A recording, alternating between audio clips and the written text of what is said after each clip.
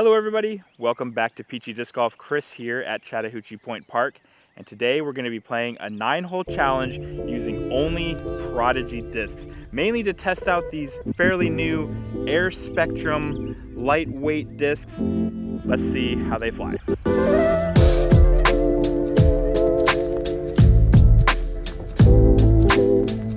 Alright, so before we get started, I figured I'd give you a little rundown of the discs that we're going to be testing out today. I have 4 discs here in their Air Spectrum plastic, which is their entry into that lightweight discs category where they're usually adding air bubbles or something into the plastics to make them a little more lightweight. So I have 4 discs here in the Air Spectrum line. I have a mid-range, the M4, which is a 5.5 -1.1, that very common slot for having a nice straight mid-range. This is the lightest disc of the bunch that I have. I think it's 157 grams, and you can see this plastic is very flexible, very gummy. This one's kind of floppy feeling, and I don't know, it's kind of weird to get a good grip on it for me. Like, the rim itself feels fine, but this plastic is so gummy in this mid-range at least that, I don't know.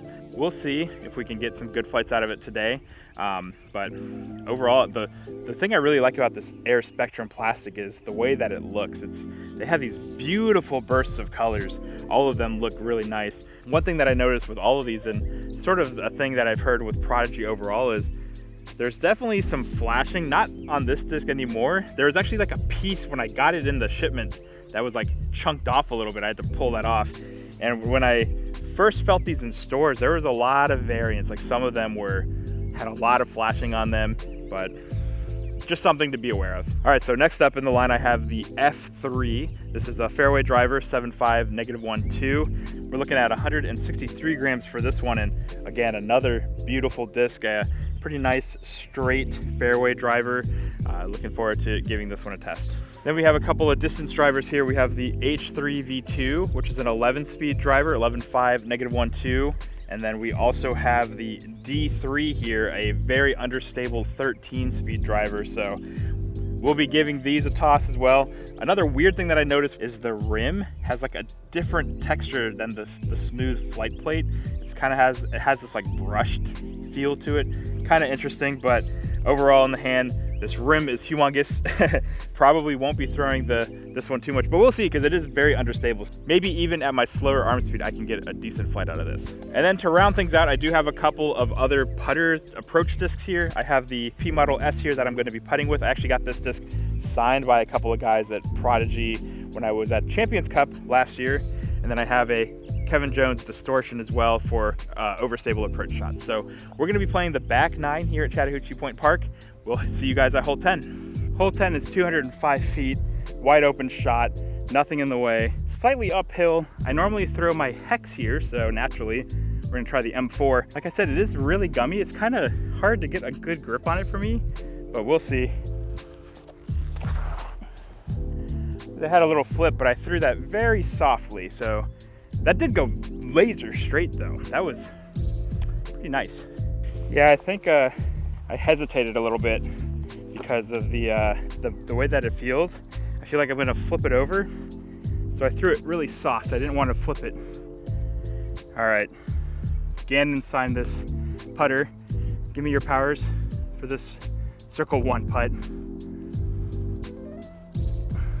Oof, that just dropped out of the sky. Hole 11 is 205 feet, another short little mid-range throw going with the M4 again. You can see the basket in between these 2 groves of trees. This time I'm going to try to actually put my arm speed into it, not throw it soft and come up short again. Oh, that's flippy. That just stayed turned over. Don't really have a window to putt that great, so just going with a little turnover. Get a safe par from there. Hole 12, 385 feet, par 4. We got 2 main options. I'm going to be going down this right gap here, which is the widest gap, and try to let it fade back in to the main fairway. But you can try to just sneak something through here. The leaves are starting to come in, so that's going to be a bit trickier as the weather gets warmer. I'm going to go with the H3 here. This is probably the most similar to what I normally throw. I normally threw like a photon or something. So let's see if I can make it through the gap. Oh, missed that tree. Oh, so close. I thought it was gonna fade a little more. All right, you can see I'm gonna have some really awkward footing here. I'm gonna go M4, stand still, and just go nice and gentle, I think. Hard to get good footing. Turn. Oh, it didn't turn enough. And I threw it way short. Kevin Jones signed this disc. Give me power to make this circle 2 putt. Oh, short. Hole 13 is 250 feet, par 3. Wide open shot again. Basket's a little up on the hill. We're gonna be going with the F3 here. Normally I go with something a little more overstable, like the Cookie or a T-Bird, something like that. This is the closest I have, but it does have that -1 turn. We do have a bit of a tailwind though, so that should help keep it a little stable. I'm gonna throw it a little off to the right towards that big tree up there, and let's see if we can get it in the basket. Nice hyzer flip, but definitely short. Ooh, good fade at the end though. That does seem pretty true to number, in my opinion. Just because we got a wide open hole, let's try the M4. We'll go full power on this. I'm gonna put it on hyzer, and let's see how it goes. Okay. All right. Similar flight, honestly. I put hyzer on it, it flipped up, but it didn't turn over. In this tailwind, it flipped up, stayed straight, and then a nice fade at the end. All right. Thomas Gilbert signed this putter. Give me power for this circle 1 putt uphill.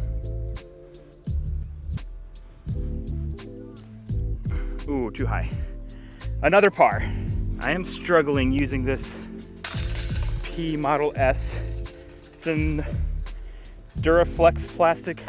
I don't know Prodigy plastics at all, so it feels like a more premium plastic. Hole 14 is short, 190-foot hole. You can see the basket right over here, not too far. I'm gonna throw with the distortion here. I'm gonna put a little anhyzer on it and let it flex back. I actually used the distortion for a while instead of the zone, but after a couple months I did go back to the zone. But I did enjoy this distortion while I was using it. Oh, too low. Maybe not. Wow, that's parked. I thought that was way too low, but it stayed in the air. Finally got a birdie here. That was a great throw. The flight was nice. I was not worried about it being turned over. I knew it was gonna come back, so I do like the distortion a lot. Hole 15 here is 205 feet, par 3. From this camera angle, you probably can't tell, but this tree right in front of the tee pad is between me and the basket, so I need to go with something overstable. Unfortunately, the only disc I have for that is the distortion. I think I can get this there if I throw it hard enough, and I definitely know it will fade towards the basket on the left. So I'm gonna throw it wide towards those rocks and then let it fade, and hopefully I put enough arm speed into it to get it there.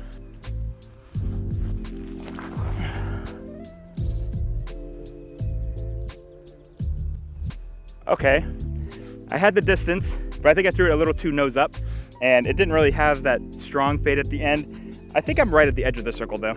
I actually went 20 feet past the basket.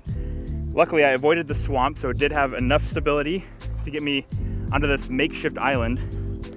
And this time, instead of asking for luck, I'm gonna trust myself. Too stable. Good distance. Hole 16 is one of the trickier holes on the course here. 210 feet, par 3. You can see the basket down this little tunnel here on the right. Pretty good shape for the M4, I think. If I can get it on the right angle with a little anhyzer to continue off to the right, and then hopefully flatten out to the basket. We don't want it to fade too hard or too early because it's sort of a bowl down on that left side. Ooh, a little too turned over. Dang, that's on that right side. It's gonna be tricky. I think we're gonna go a little chip forehand with the distortion. Oh, I left that way short.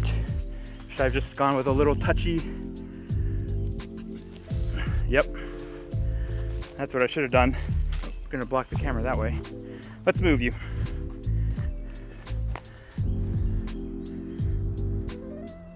Okay, that'll be better. You can still get par from here. We're only 10 feet or so uphill.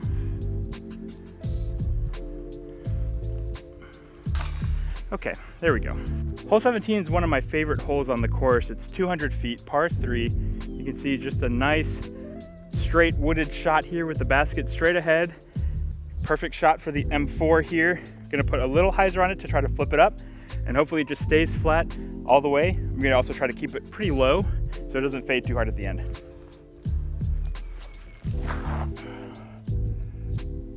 Okay.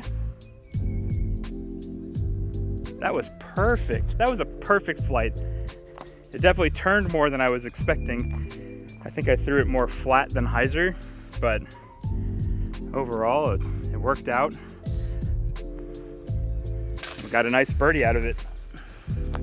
So I do like the flight of this disc. We'll talk about it at the end. Final hole of the day, hole 18, 455 feet, par 4. Basket is gonna be off to the end on the right side of the fairway here. Couple trees scattered throughout. I'm gonna go with the D4 here actually. I'm gonna throw it down this left side, something I don't normally do, and hope it sort of has a flip up to the right side a little bit. So trying to almost go right in between these trees on the left side here. Oh, that's a flippy boy. Oh wow, that had no chance of coming back. All right, I was about to go walk to the disc, but I figured maybe real quick I'll give the H3 a chance since there's no one behind me right now.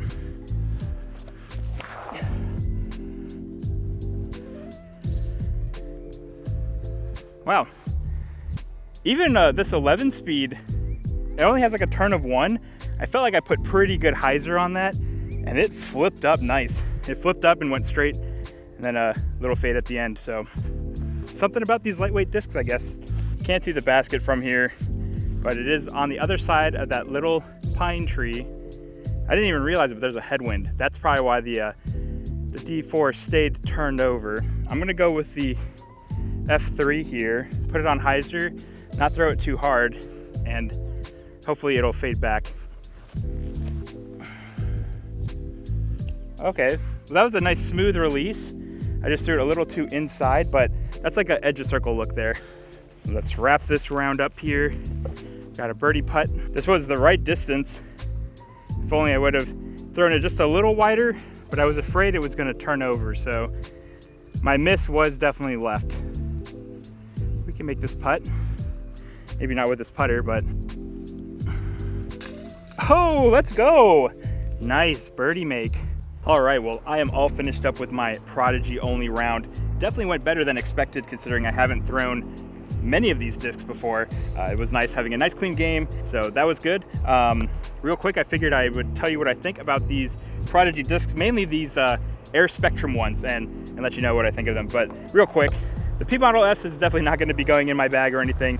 It's pretty stable for what it is. If you need a stable throwing putter, this Duraflex plastic might be good for you, but I just brought this along so I could still have a putter that's in Prodigy. It's the only Prodigy putter I have. The distortion, like I said before, I did actually throw this for a while. Before I took out my old zone, had a distortion in for a while. I do like the hand feel of the zone better. It's a little shallower. It's a little bit smaller diameter, I believe, as well. I did like the way that the zone feels, and I find that the zone is a little more overstable as well. So that's the reason I took the distortion out, but overall, it's still a good disc. It's pretty dependable. You saw in that last throw though, it does not have quite as much fade as something like the zone would. Maybe there was a headwind, I don't really remember, but the distortion's still not going back in the bag or anything, but I did like this disc. It looks cool, it feels nice, so still a disc I would recommend. All right, so onto the Air Spectrum discs here. The M4, the disc that I threw the most today, I do like the flight, but it can be finicky for me. Probably more of a me issue. I do have a tendency to pull shots on anhyzer on accident, and when you do that with this disc, it really doesn't have a chance of fighting back. And I did find a couple times where I threw it either on hyzer or flat, it did still turn over, but if I threw it at the right speed and the right angle, it has a beautiful flight. I will say for this this Air Spectrum M4, I think part of my inconsistency comes with the hand feel of the disc. It's so flexible and gummy. I feel like I'm not getting a strong grip on it, so that might be part of the problem as well. But I do think the M4 could be a nice disc. Maybe I'll try it in some of their other, just more standard plastics at some point, but this is not gonna replace the Hex or anything in my bag, or even a Buzz, but still pretty nice. My favorite disc from this group is going to be this F3. I really like the way that this disc feels in the hands. Unlike the M4, I find that the gumminess of this disc actually sits really nicely in my hands. I can get a good grip on it still. Maybe it's because the driver rim is wider, but I really like the way that this disc feels. I could throw it on hyzer, it'll flip up, go straight for a long way, and then still have a pretty nice overstable finish. Now I will say, it's not dependable in the wind. That's probably the case for all of these because they're lightweight discs, but I do like this disc. I actually am gonna keep this one in the bag and throw it. It's similar to like a Discmania FD almost, but I really do like this one, so definitely staying in the bag.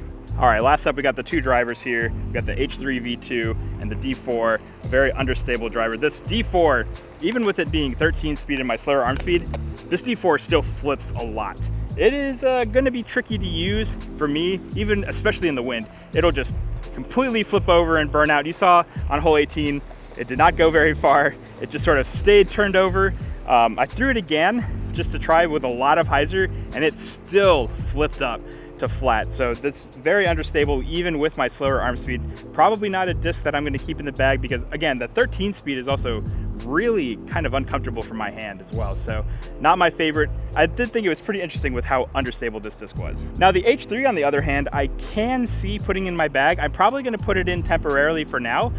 I've sort of been trying to take out 11 speeds, 10 speeds, pretty much just sticking to 9 speeds and under. I find that I have more control with 9 speeds, and for the most part, everything sort of goes the same distance, like 9 speeds, 11 speeds. Sometimes I could get an 11 speed a little bit further if I really get a good grip on it, but I did really like the way that this disc feels. That 11 speed is just right in that area where the grip is still pretty comfortable for me. Once you jump up to like a 12, or especially 13, it's a little too wide and it doesn't feel as comfortable for me, so I do like holding 11 speed still.